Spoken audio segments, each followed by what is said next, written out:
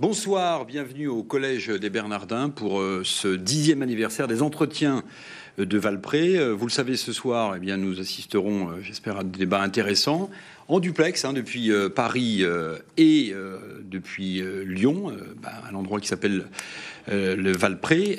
Ce soir, un débat autour d'un thème très simple, entrepreneur, une race à part. Alors, on peut entreprendre évidemment dans sa foi, on peut entreprendre professionnellement, on peut entreprendre politiquement, on peut entreprendre de bien des manières différentes. On est à la fois en direct sur KTO, donc je salue les téléspectateurs de KTO. On est en direct également sur deux radios, RCF, la radio chrétienne francophone, les radios chrétiennes francophones, et Radio Notre-Dame. Sur ce plateau à Paris, pour débattre de ce thème, j'accueille Monseigneur André 23. Monseigneur, bonsoir. Bonsoir. Et puis Jean-Paul Delevoye, le président du Conseil économique et social et environnemental. Et puis à Lyon, deux entrepreneurs, messieurs, deux entrepreneurs. Moi je dis entrepreneur même quand il s'agit d'une femme. Elisabeth Ducotet, qui est la présidente directrice générale de Tuan. Vous savez, Tuan, ce sont ces textiles médicaux techniques, les genouillères qu'on achète en pharmacie. Tuan, entreprise familiale créée il y a 160 ans, leader européen, une très belle aventure familiale. On en parlera. Et puis, parce qu'on peut aussi entreprendre musicalement, en direct également depuis Lyon, Philippe Fournier, qui est bien sûr chef d'orchestre, on le connaît, et qui est le créateur de l'Orchestre symphonique de Lyon. Je vais commencer avec vous, Monseigneur 23, autour de ce thème, si vous le permettez, parce que vous êtes dans l'actualité, une actualité à la fois politique, un peu, et puis un thème qui vous est cher, celui de l'entreprise. Je dis thème politique parce que vous avez publié, l'Église française a publié ce matin, hier soir exactement, 13 éléments de discernement en vue de l'élection présidentielle. Et il me semble qu'il y a une petite phrase qui pourrait faire à la fois le lien entre la façon dont l'Église peut peser dans le débat politique, ramener au thème de ce soir, l'entreprise ou l'entrepreneur, une race à part. Cette phrase, c'est « L'individualisme finit par dissoudre la vie sociale ». Est-ce qu'entreprendre dans sa foi, professionnellement ou politiquement, c'est faire montre d'individualisme? Non, sûrement pas. La première, il y a deux conditions pour entreprendre. La première condition, c'est de croire qu'on peut faire quelque chose. Et donc, c'est de ne pas être fataliste et de ne pas penser que le monde est foutu. Quand on pense que le monde est foutu, il n'y a rien à entreprendre, il n'y a qu'à s'abonner à une bonne assurance mutuelle et attendre pieusement son 100e anniversaire. Donc, première condition, croire qu'il y a un avenir et qu'il y a quelque chose à faire. Deuxième condition, être capable d'associer des gens à cette conviction.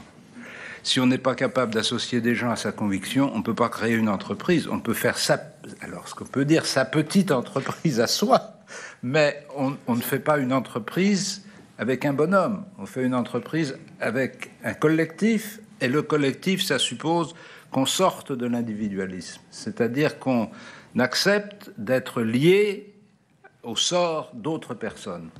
Alors je ne sais pas si, avant de donner la parole à Jean-Paul Delevoye, je ne sais pas si Elisabeth Ducotet nous entend depuis Lyon, j'espère qu'elle nous entend et qu'elle nous voit.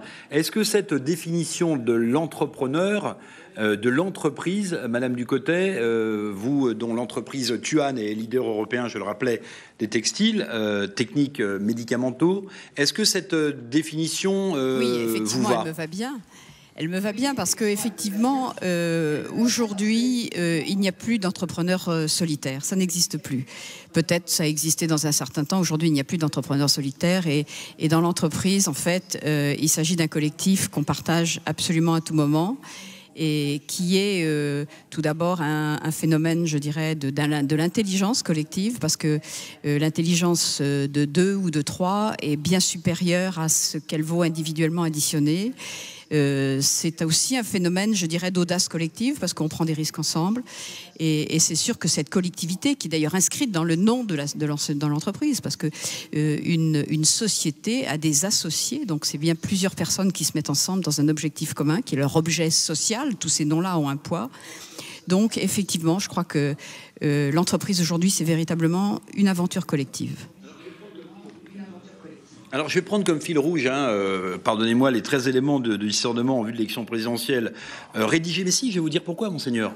Parce que ça va me permettre de demander à Jean-Paul Delevoye, ancien ministre également, et président, donc je le rappelais, du Conseil économique et social et environnemental, de commenter cette phrase qui peut s'appliquer à l'entreprise quand on parle de politique et qui sort des 13 éléments de discernement de l'Église. Le bien commun risque d'être confondu avec la somme des avantages particuliers. Est-ce que c'est un souci majeur lorsqu'on entreprend en politique, Jean-Paul Delevoye ?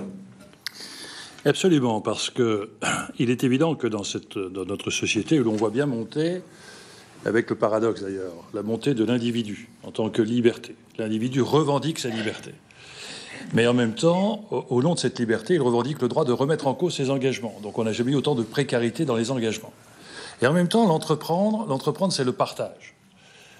Le partage, ça veut dire que l'on partage un projet, on partage son dynamique, on partage son ambition, on partage son appétence, et on partage avec ses équipes. Et il est évident, si vous voulez, que à ce moment-là, on est dans un phénomène de construction. Et il est essentiel que l'entreprendre est intéressant quand on réalise un projet, quand on se réalise soi-même. Et aujourd'hui, nous devons être attentifs à ce que les causes grandissent de nos sociétés, les intérêts les déchirent. Et entreprendre, c'est évidemment défendre des intérêts, mais c'est aussi soutenir une cause.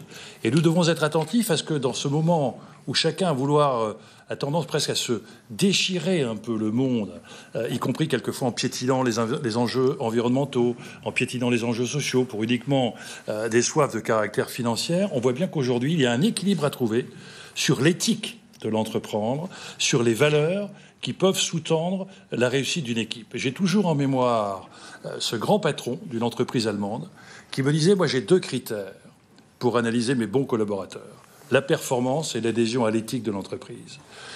Évidemment, celui qui me satisfait le plus, c'est celui qui réussit et qui respecte l'éthique de l'entreprise. Celui-là, il faut que je lui assure une promotion.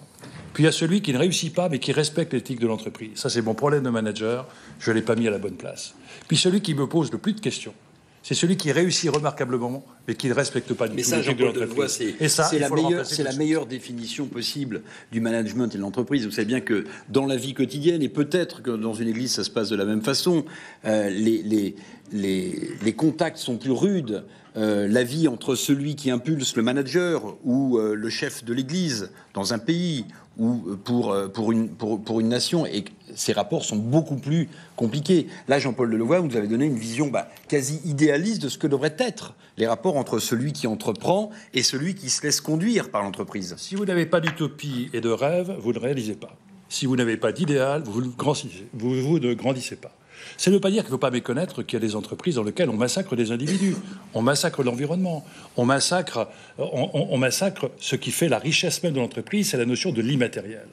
Et je crois qu'aujourd'hui, nous sentons bien qu'un des facteurs de croissance, de productivité, de compétitivité, c'est paradoxalement de donner du bien-être à l'entreprendre et du bien-être à celles et ceux qui vivent dans l'entreprise. Je voudrais demander son avis à Philippe Fournier, le chef d'orchestre qui est en direct avec nous depuis Lyon. Alors là, on imagine, Philippe Fournier, pardonnez-moi, je ne suis ni musicologue ni musicien, que lorsqu'on dirige un orchestre symphonique, la coercition est sans doute la pire des choses. Comment est-ce qu'on arrive à entreprendre et à déchiffrer avec un orchestre symphonique une partition qui a été jouée et rejouée, mais que l'on veut avoir à sa main pour imprimer une marque tout en respectant le collectif? Comment est-ce qu'on entreprend cette démarche? Avoir à sa main, c'est pas forcément un objectif quand on conduit un projet.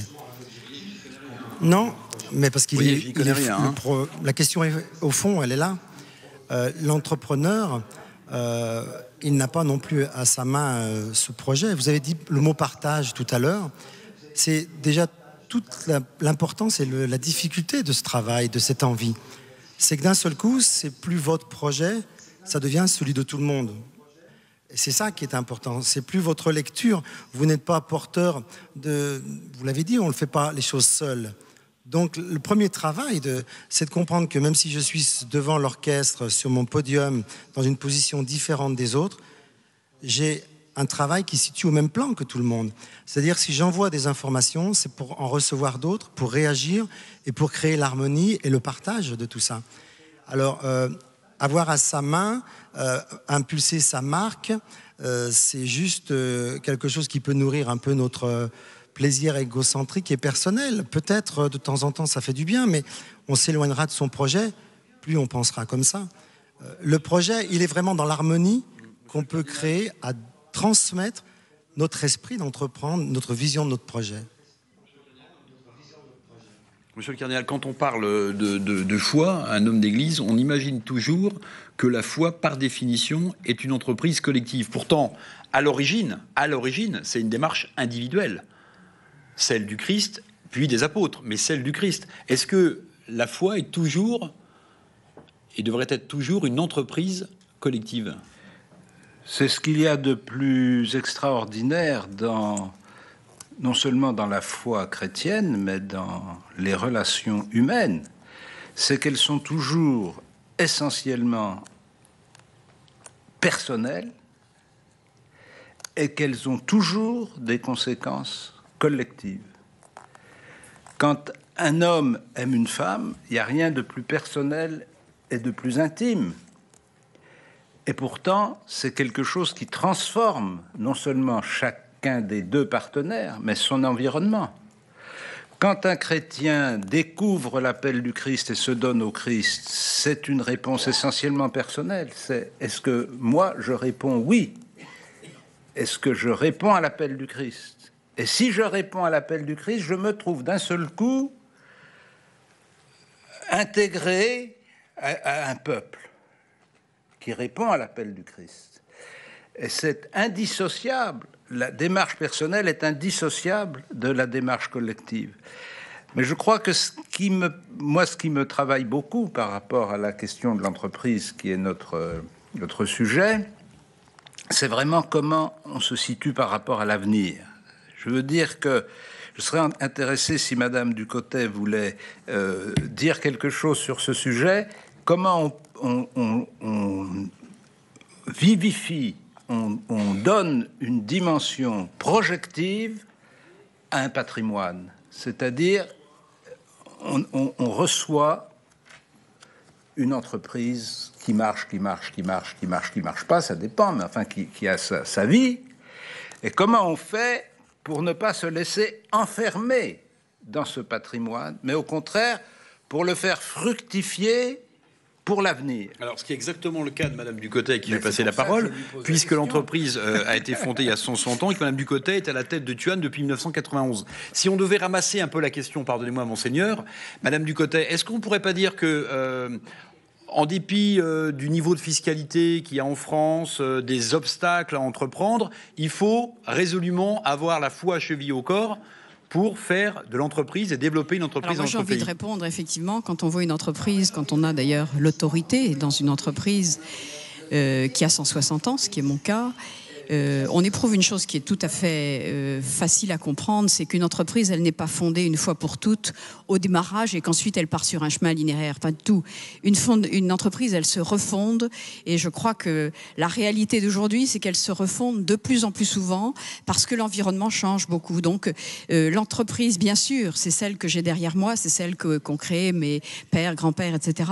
Mais c'est aussi celle que nous essayons collectivement aujourd'hui de fonder et dont toutes nos forces nous obligent à la lancer pour l'avenir, c'est-à-dire à préparer le terrain de demain.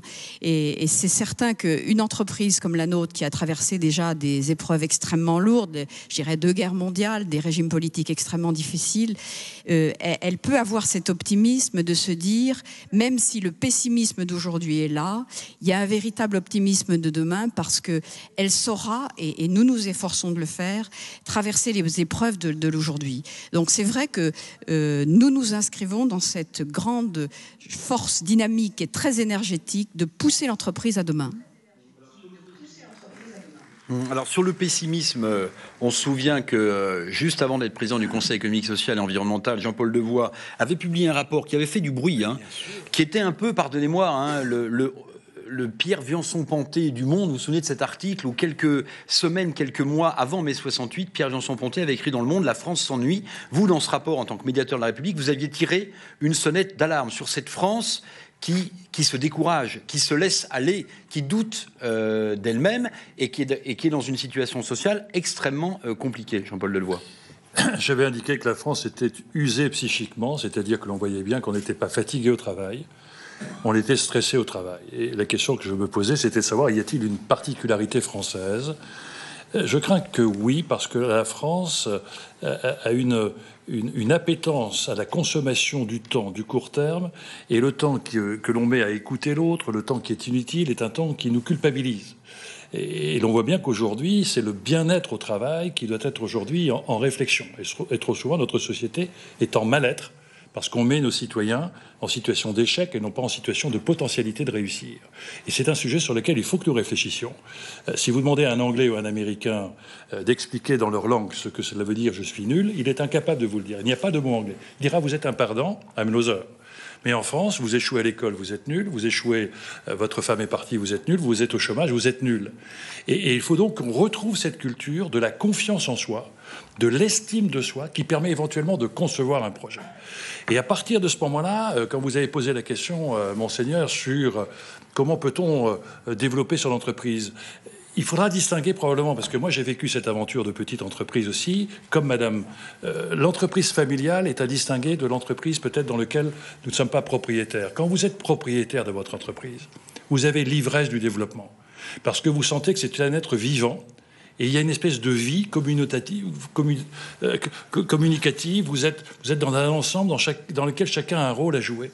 Et vous êtes dans une notion du développement dans laquelle vous êtes assez détaché par rapport à l'argent, assez détaché par rapport au pouvoir, parce que c'est le goût de l'aventure. Vous n'êtes pas un capitaine qui est supérieur aux autres sur un bateau. Vous êtes un matelot avec des responsabilités. Et je crois que c'est aussi un des sujets sur lesquels il faut que nous réfléchissions. La France est un des rares pays au monde à préférer la jouissance du pouvoir à l'exercice du pouvoir. Et trop souvent, nous disons que le titre accorde de la supériorité alors qu'il devrait accorder de la responsabilité. Et nous devrions réfléchir dans le goût d'entreprendre, à l'éthique du pouvoir, et au fait de donner du bonheur d'entreprendre et du bonheur de travailler à celles et ceux qui sont autour de vous. Philippe Fournier, quand on parle d'orchestre symphonique et qu'on regarde les gens qui dirigent des orchestres symphoniques, on dit chef d'orchestre, on dit chef d'orchestre. Est-ce que vous considérez qu'il y a un lien hiérarchique établi avec tous les orchestres que vous avez dirigés? Et est-ce que ce lien hiérarchique, comme dans une entreprise, il s'établit dès l'instant où vous arrivez au pupitre et dès l'instant où vous commencez la répétition? Ce lien hiérarchique, il est fonctionnel. C'est-à-dire qu'un chef d'orchestre, il a plein d'experts, mais des experts pointus, des instrumentistes qui ont travaillé et qui ont amené leur expérience personnelle à un très haut niveau. Et tout ça nécessite un assemblage. Cet assemblage, il passe par évidemment une partition qui est notre chemin, mais en même temps une manière d'agencer et de rassembler toutes ces expertises. Donc la fonction du chef d'orchestre, elle est fonctionnelle. Il est chef parce qu'il ne joue pas et parce qu'il va pouvoir assembler, valoriser chaque individu dans son projet, dans son entreprise, dans ce qu'il a décidé. Chacun va donner son expertise et chacun va ainsi être à sa place. Et plus le chef sera chef, c'est-à-dire plus il permettra à chacun d'exprimer ce qu'il est, plus le projet grandira ensemble. Donc c'est une fonction qui est à l'intérieur, qui n'est pas au-dessus, même si chef, ça a ses origines dans le capote, qui est la tête, c'est-à-dire qu'effectivement, on va synchroniser, on va anticiper, comme un entrepreneur anticipe, il a un peu le projet devant lui, il a tout ce qu'il projette devant, mais pour le faire, il a ses experts, et là, il a besoin de cette, on va dire, discipline, entre guillemets, qui s'installe dans le respect de chaque rôle de chacun et de l'envie de rendre fonctionnel et optimum chaque place, chaque personne, chaque note. Et c'est comme ça qu'il y a l'harmonie. Quand on sent que... Philippe Fournier, est-ce que le chef d'orchestre n'est pas devenu aussi un chef d'entreprise? Les relations pour faire vivre un orchestre, aujourd'hui à Paris et j'imagine à Lyon, sont aussi des relations financières avec des entreprises. Est-ce que ce rôle-là, il a fallu l'intégrer lorsqu'on dirige un grand orchestre? Il faut sans doute jouer des pièces qui médiatiquement ont du sens pour que les sponsors viennent, pour que vous puissiez exercer votre talent. Est-ce qu'il faut absolument intégrer cette dimension du chef d'entreprise? Le chef d'orchestre est aussi un chef d'entreprise. C'est un problème tout nouveau. Parce que longtemps, les chefs d'orchestre considéraient leur travail simplement au niveau artistique, sans s'intéresser au projet. C'était simplement une fonction, je suis le directeur artistique. Maintenant, les choses bougent, l'environnement est difficile, la concurrence est mondiale, les problématiques économiques sont pour tout le monde là. Du coup, ce monde-là se réveille. Pour ma part, c'est assez différent. Moi, j'ai créé mon orchestre il y a 26 ans. J'ai créé en rassemblant des personnes, en les motivant, en faisant une aventure humaine, en écrivant un vrai projet d'entreprise. Donc, moi, il y a 26 ans que j'ai commencé à me poser ces questions-là. Les structures orchestres, je dirige des orchestres dans le monde entier et souvent, quand j'arrive, on me demande simplement de faire un travail de chef d'orchestre, c'est-à-dire où il n'y a pas cette question dont vous parlez là, c'est-à-dire cette ingérence dans le projet économique, politique, etc. Vous dites ingérence, on ne mélange pas le business et l'art, donc, hein. Cela change parce que les conflits à la fois sociaux, les conflits économiques bougent et obligent aujourd'hui, par exemple, on a fait rentrer dans les orchestres des directeurs artistiques et à côté, on a mis des directeurs administratifs, souvent issus d'écoles de commerce, pour venir dans ce monde-là se connecter avec l'autre monde, parce qu'il y avait un peu de non-connexion. Finalement, je vais poser la même question à Monseigneur 23. Quand on est cardinal, Monseigneur, hein, on n'est pas ici pour parler la langue de bois, on est un cadre supérieur de l'Église catholique lorsqu'on est cardinal. On appartient à une minorité très réduite. Appartient à une minorité. Est-ce que vous avez senti également cette évolution de l'Église ? C'est-à-dire que il y a besoin d'avoir des fonds propres, il y a besoin d'avoir plus d'argent peut-être qu'avant, d'entretenir davantage. Est-ce que cette notion, finalement c'est la même question que je posais à Philippe Fournier, il y a un mélange entre l'art et le business, est-ce qu'aujourd'hui la religion doit aussi intégrer cette dimension-là, finalement de chef d'entreprise ? Évidemment, parce que on ne peut pas faire fonctionner un ensemble où il y a plusieurs centaines de salariés sans se préoccuper de savoir comment on va les payer. C'est le b.a.-ba de l'entreprise précisément, c'est-à-dire de savoir que nous avons, et je crois que c'est important de rebondir sur ce que disait Monsieur Fournier, nous sommes dans des entreprises qui ne sont pas productives au sens économique du terme. On n'a pas de produit à vendre. On produit quelque chose qui fait partie de la culture humaine, qui fait partie de l'enrichissement de nos contemporains. Mais on ne peut pas présenter un catalogue des produits finis. Alors, ça veut dire qu'on n'a pas de prévision de bénéfices.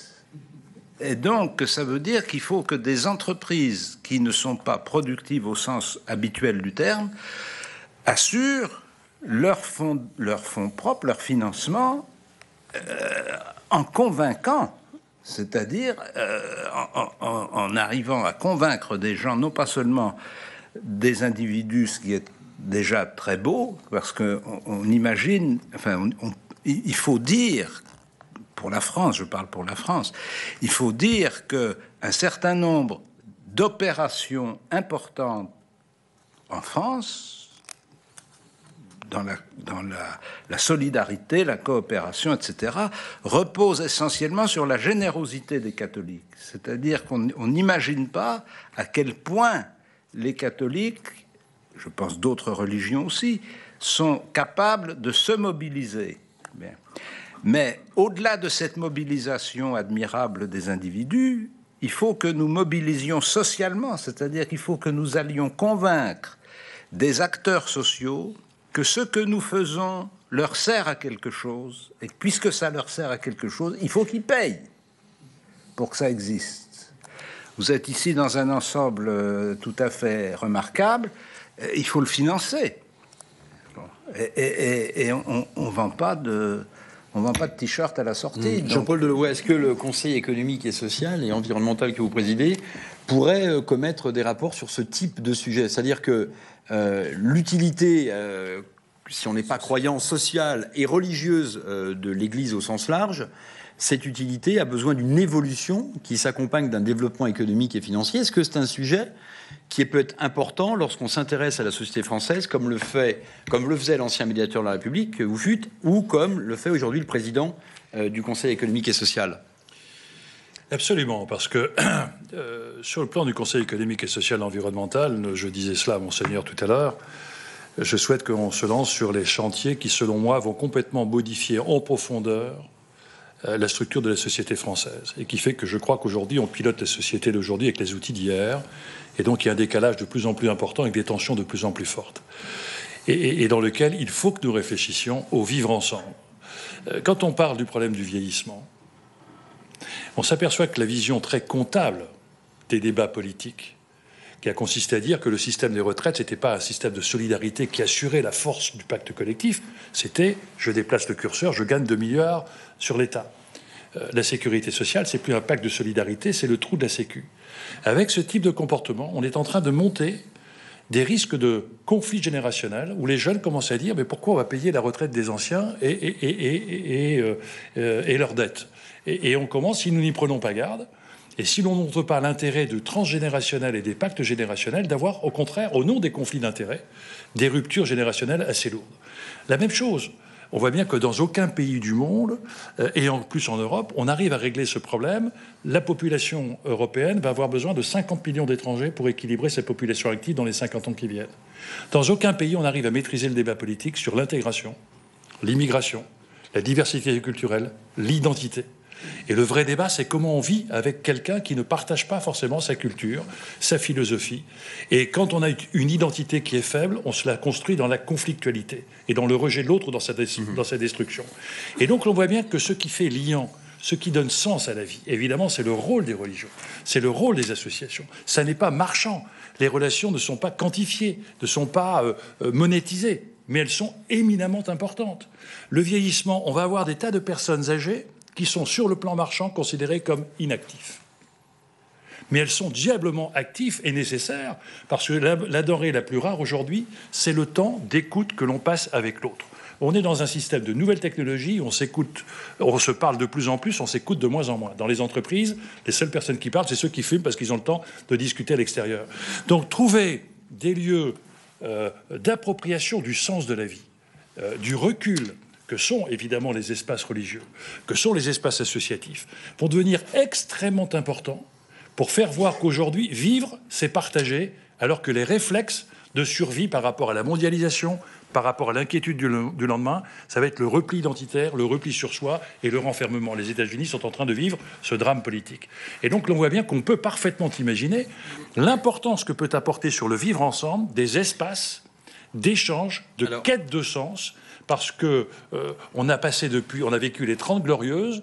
Un des résultats sociologiques, c'est qu'on a rempli les portefeuilles, on a vidé les cœurs. Et qu'aujourd'hui, ce qu'il faut, c'est réveiller les consciences. Jean-Paul Delevoye, vous avez dit quelque chose d'important, me semble-t-il, tout à l'heure. Vous avez parlé de la nécessité d'un flux migratoire dans notre pays pour renouveler le niveau de la main-d'œuvre et pour peut-être assurer le paiement des retraites et intéresser de nouveau les générations à travailler et à savoir quel est le sens et quel est le but qu'ils peuvent donner au paiement de ces retraites. Dans mes 13 éléments de discernement en vue de l'élection présidentielle, Monseigneur, vous avez dit, la régulation des migrations est nécessaire. Qu'est-ce que vous vouliez dire ? C'est quelque chose de très simple. C'est que si on a un projet qui est réellement un projet d'intégration des migrants, on ne peut pas l'appliquer de façon indéfinie. On n'a pas une aptitude à intégrer sans mesure, par définition. Et donc, ça veut dire que si on a vraiment une politique d'intégration, on doit avoir aussi une politique de régulation, mais que la politique de régulation est conditionnée par l'intégration et non pas par des a priori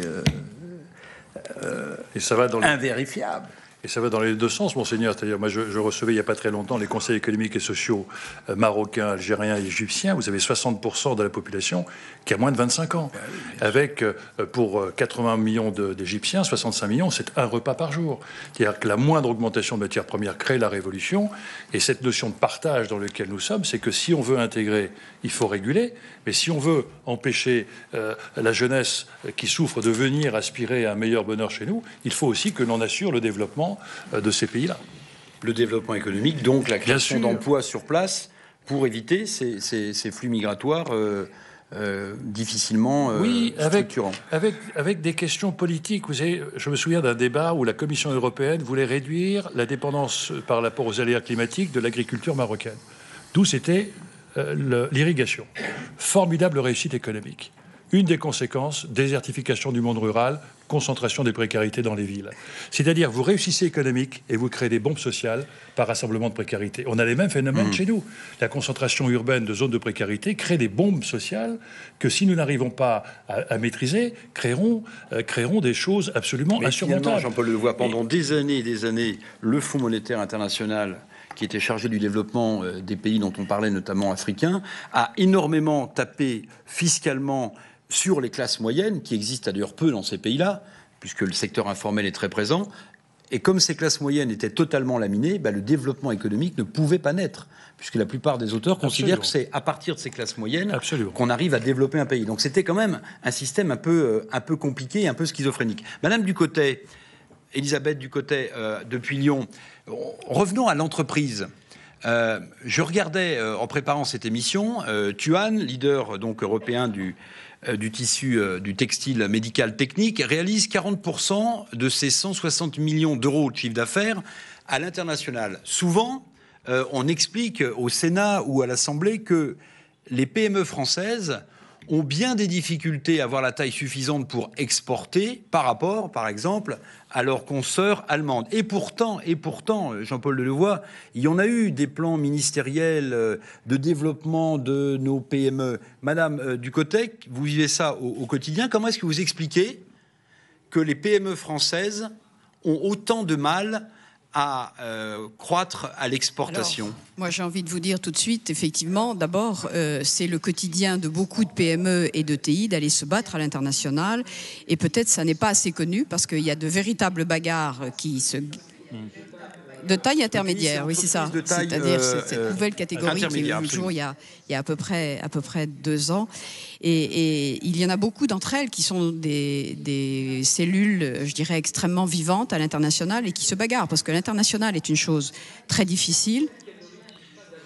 Mais pourquoi est-ce qu'elles ne réussissent pas davantage, Madame Ducotet? Bien sûr qu'elles se bagarrent, bien sûr que les chefs d'entreprise, vous en tête, j'imagine que vous battez la campagne mondiale pour promouvoir vos produits, mais comment expliquez-vous qu'alors que le commerce extérieur allemand est florissant à partir de PME qui sont importantes, la France donne toujours l'impression qu'elle est en retard?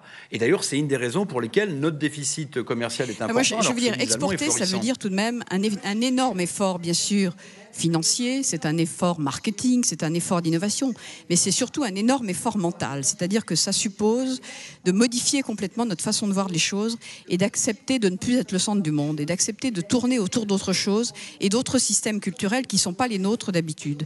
Et donc cet effort mental, il est un peu difficile à faire. Il y a des organisations qui ont du mal à le faire, d'autres qui le font plus facilement, mais je crois que l'exportation, l'internationalisation, c'est un véritable état d'esprit. Et j'ai envie d'ailleurs de revenir un petit peu sur le sujet précédent, qui était l'intégration. Si vous voulez, dans une entreprise comme la nôtre, Tuan, à Saint-Étienne, nous sommes inscrits dans le concret, le plus concret.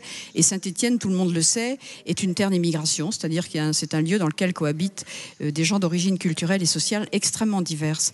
Et il existe à l'intérieur de nos entreprises des lieux totalement discrets mais réussis de cette immigration réussie. Certes, c'est pas à des échelles considérables, mais Dieu sait qu'on parle des lieux non réussis. Et là, je crois qu'il faut vraiment faire hommage à beaucoup de ces entreprises qui ont fait, dans leur immigration, dans leur prise en compte de l'immigration, parce que c'est le cas de leur bassin d'emploi, qui ont fait de ce phénomène-là un lieu totalement réussi. Et je crois d'ailleurs aujourd'hui, par rapport à l'international sur lequel vous m'interrogiez à l'instant, j'ai vraiment le sentiment que lorsque nous offrons à nos jeunes cadres, à nos jeunes ingénieurs, à nos jeunes marketeurs, lorsque nous offrons bien sûr un salaire à la fin du mois, ce que nous leur offrons de plus beau et de plus entraînant, de plus vivifiant pour eux, c'est justement cette confrontation aux cultures internationales. Et ils le font avec un plaisir qui est absolument vérifiable et magnifique. Jean-Paul Delevoye, vous opiniez du chef? Oui, je trouve que, madame, vous avez raison d'insister qu'un des meilleurs facteurs d'intégration, c'est le travail. et qu'effectivement, nous devons avoir une réflexion par rapport au travail. S'il n'y a pas de travail pour tout le monde, il faut qu'on offre une utilité sociale et qu'on accompagne la personne. L'oisiveté est la mère de tous les vices. C'est un des sujets sur lesquels nous devons être attentifs. Combien, si vous voulez, nous sommes dans une société, paradoxalement, où on a mis en place des tas de politiques sociales généreuses, mais qui ont pour conséquence quelquefois plus d'exclure que d'inclure. Et beaucoup de jeunes, aujourd'hui, ne se sentent pas dans leur place dans cette société et ils vont parfois dans des chemins concurrentiels, voire parallèles. Moi, j'ai été très frappé de voir que dans une étude sur la banlieue, on posait la question de savoir quel est le regard que vous portez sur les administrations. L'administration qu'on l'on pensait la plus critiquée, la police, eh bien, arrive en deuxième position. C'est l'école qui arrive en première position. C'est-à-dire qu'on voit bien qu'aujourd'hui, un certain nombre de nos jeunes ne croient plus aux outils d'intégration républicains parce qu'ils se disent mais quelle est la place que l'on m'offre à l'issue. Et quand vous avez des entreprises qui accompagnent, qui forment et qui permettent un partage d'intérêts, un partage de plaisir, quelle que soit votre culture ou votre religion sur un lieu de travail, vous avez là les mécaniques d'intégration les plus réussies. Monseigneur, vous présidez aussi la conférence des évêques de France. Est-ce que ce sont des thèmes qu'en petit comité ou en plus grand comité, vous abordez volontiers? Oui, bien sûr, mais je crois surtout que nous sommes alertés ou nous sommes sensibilisés plutôt à la réalité profonde qui est cachée derrière ce que j'appellerais des symptômes. C'est-à-dire comment est-ce que nous interprétons ce que vous avez appelé un échec, c'est-à-dire le manque, non pas de compétitivité, non pas le manque de capacité de qualité ou de production, mais le manque de motivation pour aller conquérir. Voilà. Et j'ai l'impression qu'un certain nombre de nos compatriotes, plus ou moins consciemment, ont intégré une mentalité de consommation fermée du patrimoine et pas du tout une mentalité d'expansion. Et je pense que ça, c'est un frein profond à l'entreprise, parce que je trouve tout à fait significatif quand on rencontre des jeunes entrepreneurs, ce sont des gens qui avaient pour la plupart, il y a des exceptions évidemment qu'il faut toujours préserver pour les cancres, mais pour la plupart ce sont des gens qui avaient réussi leurs études, qui avaient une possibilité de carrière dans une entreprise, qui avaient un chemin tout tracé et qui du jour au lendemain, enfin entendons-nous, d'une année l'autre, décident d'abandonner tout ça. C'est-à-dire qu'ils ont une motivation qui les pousse à faire autre chose. Et je pense que nous avons un certain nombre de nos concitoyens, de nos compatriotes, qui n'ont pas cette motivation, qui n'ont pas ce sentiment, non pas parce qu'ils sont plus feignants ou moins courageux que les autres, mais parce qu'ils ont moins la foi. Je ne parle pas de la foi chrétienne, mais simplement la foi dans la capacité de faire quelque chose. On nous rebat jour après jour les oreilles en nous disant que nous sommes un pays qui ne peut plus apporter grand-chose au monde. Voilà.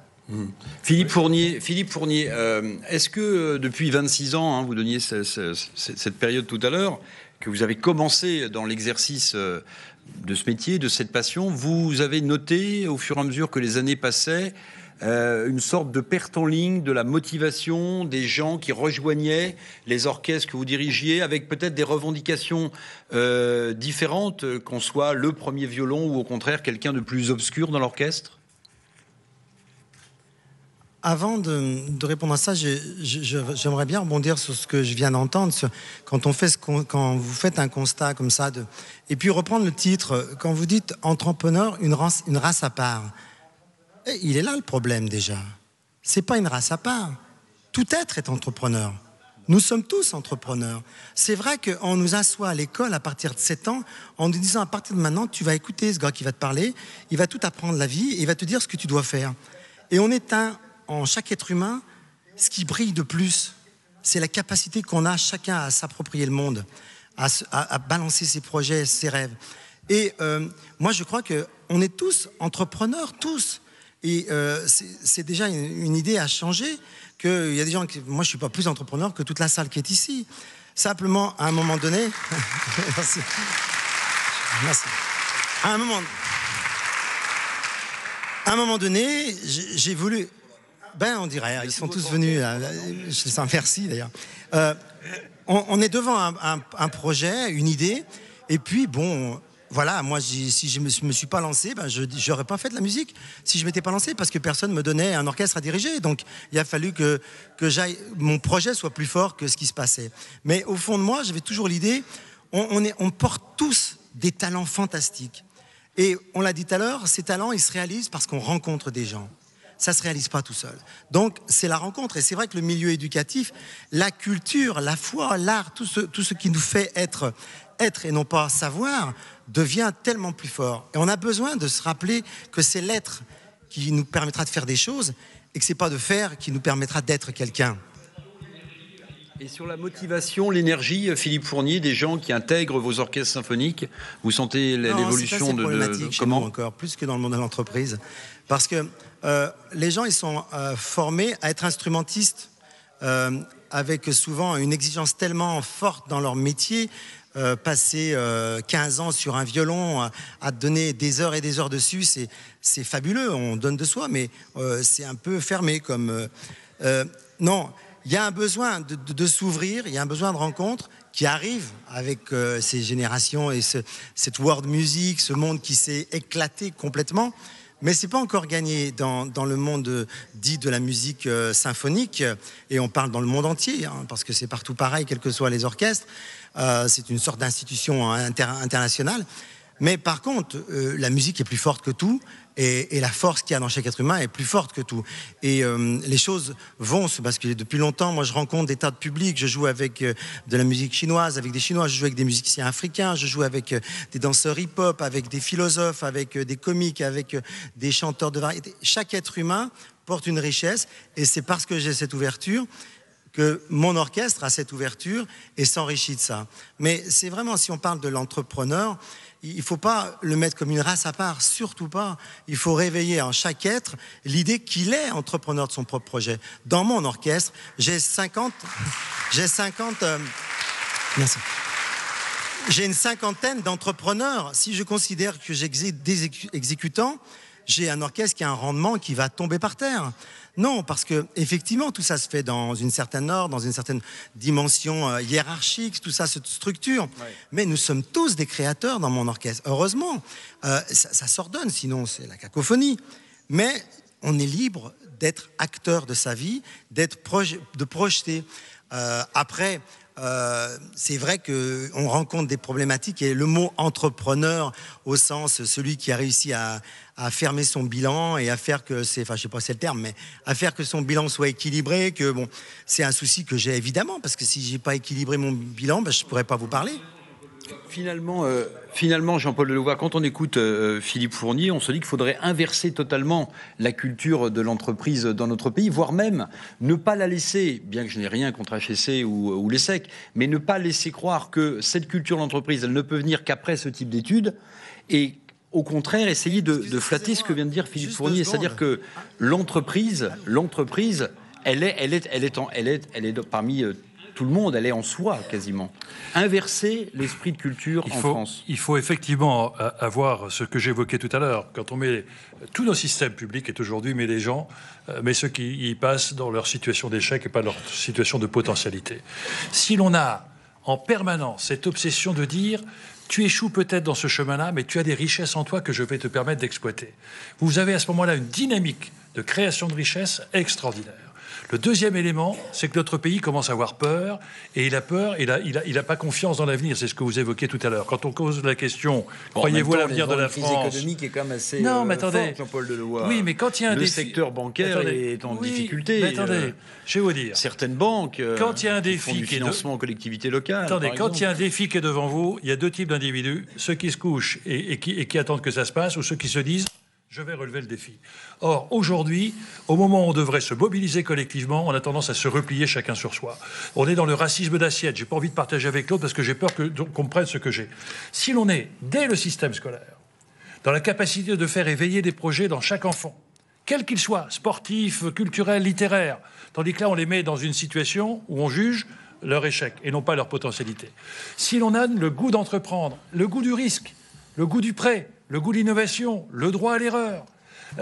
Cette espèce d'appétence à l'entreprise, qu'elle soit associative, corporative, mais faisons confiance. Je n'ai jamais vu autant de jeunes porteurs de projets, qu'ils soient de caractère humanitaire, avec des aventures individuelles.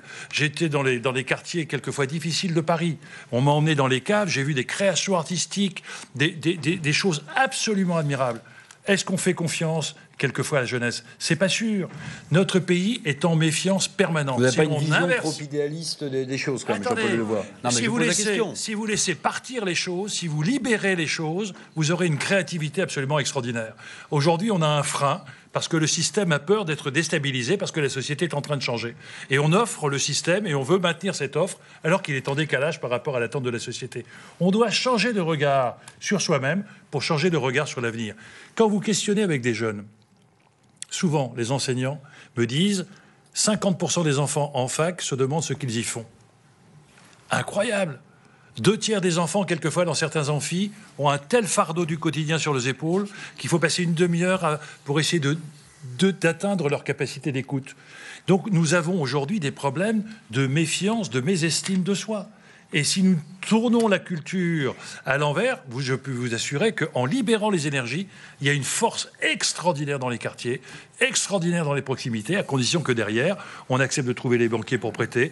On accepte, quand vous disiez tout à l'heure pourquoi on n'a pas beaucoup d'entreprises, on a un niveau d'entreprise inférieur à 10 salariés équivalent à l'échelon européen. Non, je parlais de celles des PME qui pouvaient exporter. Celles-ci, on en manque beaucoup. On en manque énormément. On sait que ce sont les PME qui créent de l'emploi en France et pas les grands groupes du CAC 40. Et la vraie question, c'est de savoir pourquoi on n'est pas capable d'accompagner capitalistiquement, parce qu'on a aussi un regard sur le capital qui en France est tout à fait culpabilisateur, et c'est vrai qu'il faut qu'on regarde un regard apaisé sur le capital. Est-ce que l'Église, Monseigneur, n'a pas joué un rôle un peu pesant pendant des siècles sur l'accumulation du capital? Pas le sens de mon propos, Monseigneur.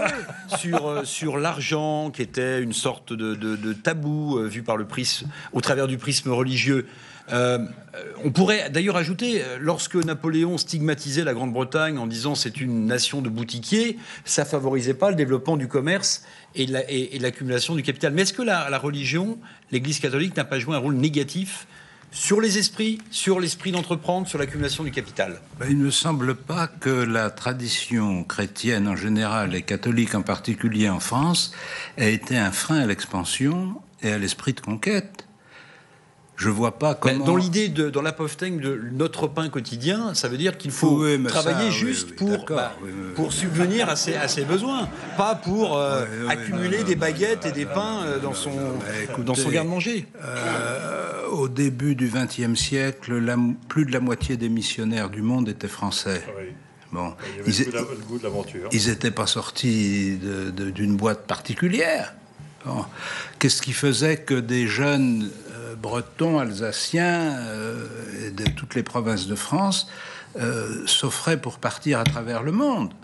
Bon. La question à laquelle... Mais là, vous répondez, Monseigneur, pardonnez-moi, presque comme un homme politique. Vous répondez un petit peu à côté.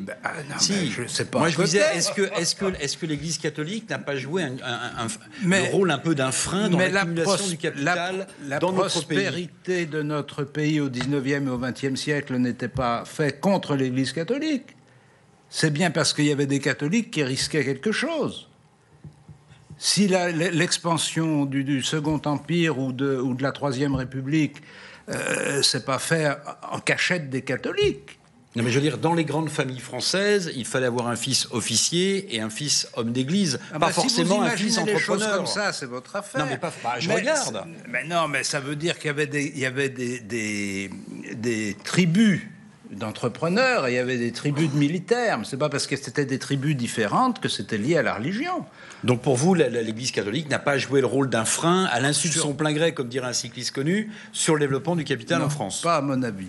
Mais ce que je voudrais souligner, c'est qu'à travers cette discussion, il y a quelque chose qui me travaille, c'est la régulation forcément tendue, dialectique, entre la prise de risque et la sécurité. Absolument. On est dans une culture sécuritaire. Absolument. Le rêve des parents, c'est que leurs gosses soient fonctionnaires. Oui. Voilà.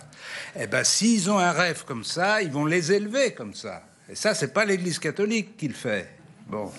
S'ils vont les élever comme ça, ils vont pas préparer des gens qui ont le goût du risque. Ou alors, ce sera... Là, il y a une partie de l'orchestre symphonique qui applaudit.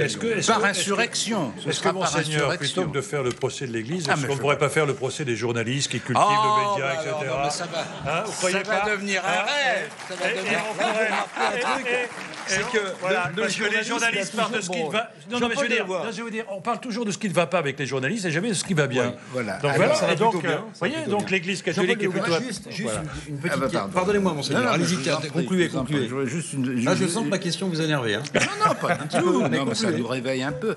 Mais alors, simplement, ce que je voulais dire, c'est qu'il y avait la question du risque et de la sécurité, et il y a une autre question qui est plus, je dirais, de l'ordre des capacités personnelles, enfin des talents personnels pour entreprendre. Il faut que des gens soient capables d'une certaine distance par rapport au quotidien. Il faut qu'ils soient capables d'une certaine méditation, une certaine réflexion pour comprendre le monde. Toute dernière question, Jean-Paul Delevoye. Vous avez été ministre. Souvent, quand on regarde la façon dont on enseigne le monde de l'entreprise, au lycée, par exemple, premier contact, en seconde ou en première, il y a une vision que je vais rendre un peu caricaturale, mais que j'ai ressentie comme ça en tant qu'ancien élève de ces matières-là, c'est qu'on a toujours l'impression que l'entreprise est enseignée comme un univers clos, d'exploitation. Bref, il y a une sorte de prisme un peu marxisant de l'entreprise en France. Ce qui n'est pas vrai dans les manuels anglo-saxons et ailleurs. Je crois qu'effectivement... Comment est-ce que vous expliquez ça ? Je pense qu'effectivement, c'était des mondes qui s'ignoraient, voire même, je dirais presque, non pas se mépriser, mais presque. On a oublié qu'une entreprise, c'est une communauté d'hommes et de femmes, avec un projet qui les transcende, et qui sont nourris par l'enthousiasme de réaliser ce projet. Et donc, c'est réaliser quelque chose et se réaliser soi-même. Et c'est vrai qu'on a souvent montré l'entreprise sous l'aspect de l'exploitation de l'homme par l'homme. Or, je crois qu'aujourd'hui, on assiste, la loi sur les universités vient de changer complètement le regard des universités et des entreprises. On assiste à un bouleversement de la culture universitaire qui va dans le bon sens. Et nous avons encore beaucoup, les uns les autres, d'efforts à faire et sur le fait qu'effectivement... l'entreprise. Mais ce que vous disiez, moi, m'intéresse beaucoup. Je travaille beaucoup sur l'estime de soi et la confiance qu'on a en soi-même. Et la capacité même de réaliser de petits projets. Et quand on permet aux enfants de créer, de réaliser, il y a une richesse extraordinaire. Moi, j'ai toujours cette phrase de Malraux en tête. Il y a quelque chose de pire que la mort pour un individu, c'est de mourir un jour sans connaître les richesses que l'on portait en soi-même.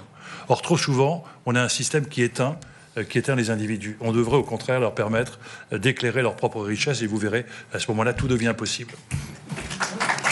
Monseigneur ? Non, mais c'est très bien. Pas de phrase de Malraux, des anti-mémoires ? Non, non, parce que il a écrit tellement de choses et puis... L'entreprise, pour vous, n'est pas un monde clos, n'est pas un monde d'exploitation. Ah, ça peut être un monde d'exploitation, mais ça dépend. C'est précisément une des maladies de notre société, c'est d'avoir généré des ghettos qui ne communiquent pas. Quand on pense aux cris d'orfraie que poussent des universitaires quand on leur dit qu'ils pourraient parfois entrer en contact avec une entreprise, comme si c'était vraiment les inviter à une vie de débauche.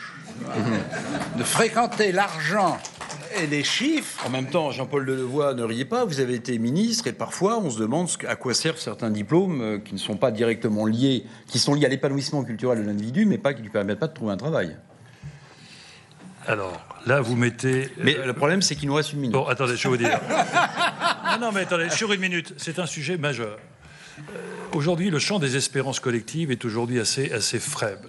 Et dans ce cas-là, on laisse la porte ouverte à celles et ceux qui gèrent les peurs et les humiliations. Et quand on ne gère pas les humiliations, on crée des frustrations, ça peut créer des révoltes absolument immaîtrisables. Et aujourd'hui, avoir des enfants surdiplômés, sous-payés, sans espérance de leur vie, ça crée des frustrations qui sont extrêmement lourdes à gérer. Et si nous n'arrivons pas à retransformer cela en espérance individuelle, je suis très préoccupé. Voilà, je voudrais remercier Elisabeth Ducotet et Philippe Fournier qui étaient avec nous depuis Valpré à Lyon. Évidemment, c'est moins commode quand on est sur place. Merci beaucoup à tous les deux et à ceux qui nous ont suivis. Et je remercie évidemment très chaleureusement Monseigneur André 23 d'avoir répondu avec beaucoup d'à-propos, sans langue de bois, spontané, comme on s'était dit. Moi, j'ai beaucoup apprécié. Et merci bien sûr à Jean-Paul Delevoye. Merci beaucoup à tous. Merci. Restez avec nous. Restez avec nous. Deuxième débat dans quelques instants avec Monseigneur Barbarin depuis Lyon, Gérard Larcher, Olivier Ginon et Augustin de Romanel, directeur général de la Caisse des dépôts. Bonne soirée à tous. Merci.